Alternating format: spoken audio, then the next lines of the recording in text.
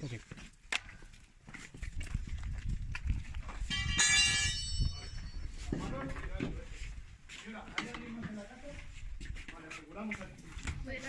¿Hay nadie más seguro?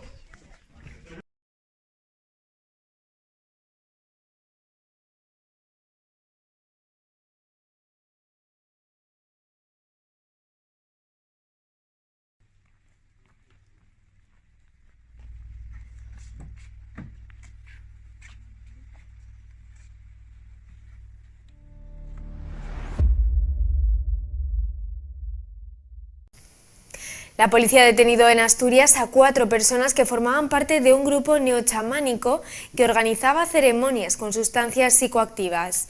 Realizaban rituales con finalidades espirituales y sanatorias y durante estas ceremonias se suministraban ilegalmente de forma lucrativa sustancias prohibidas como la ayahuasca y el yopo, cuyo consumo entraña un alto riesgo para la salud física y mental.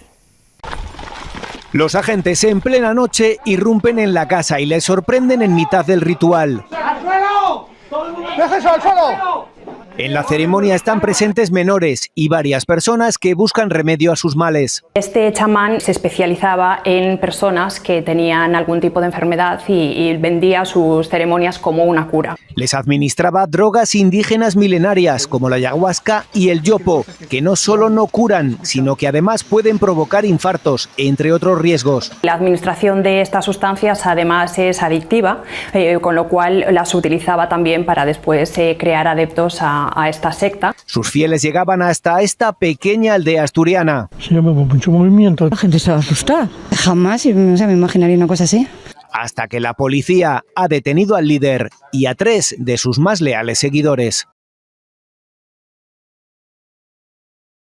Una prestigiosa revista publicó un artículo muy serio en el que unos investigadores españoles demuestran que la ayahuasca estimula la producción de neuronas.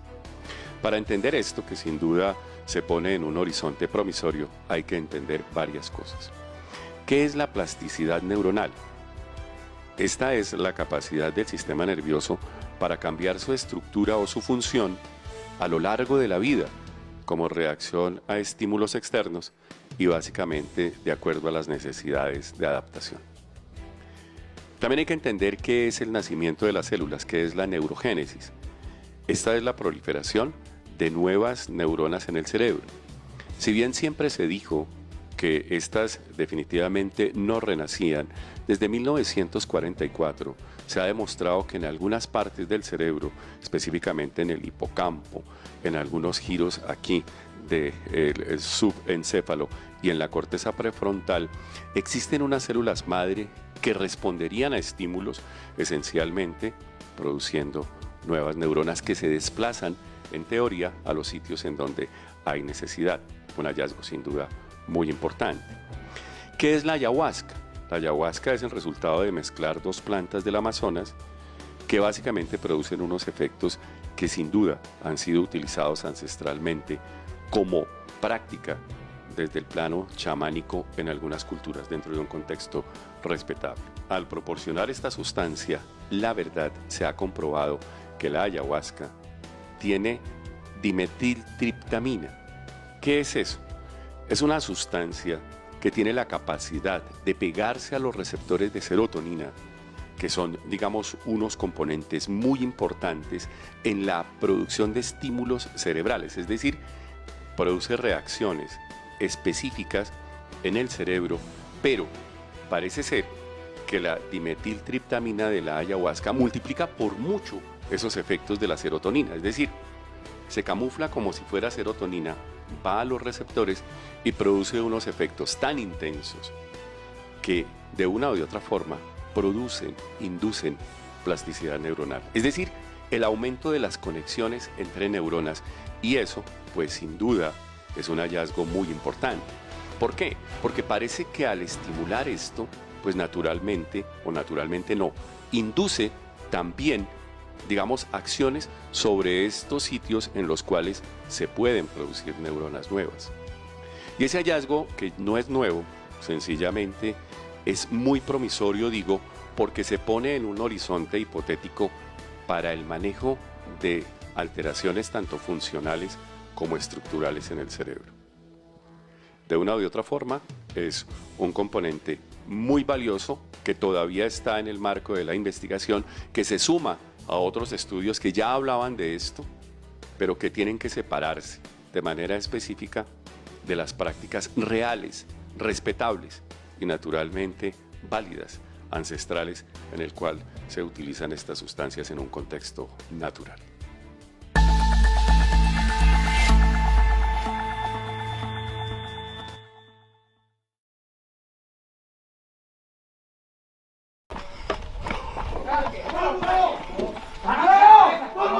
¡Al suelo!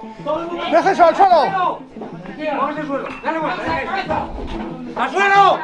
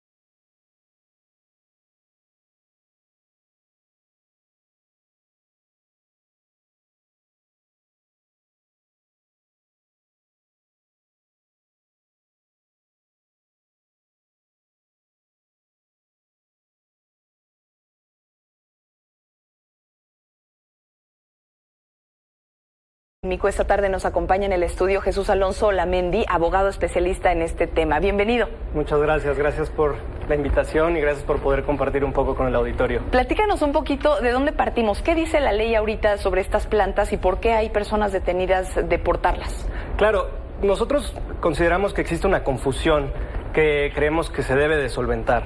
En el derecho internacional, particularmente los tratados que fiscalizan las sustancias, el convenio del 61, del 71 y del 88, sí contemplan una serie de listas en donde existen algunas sustancias que están fiscalizadas.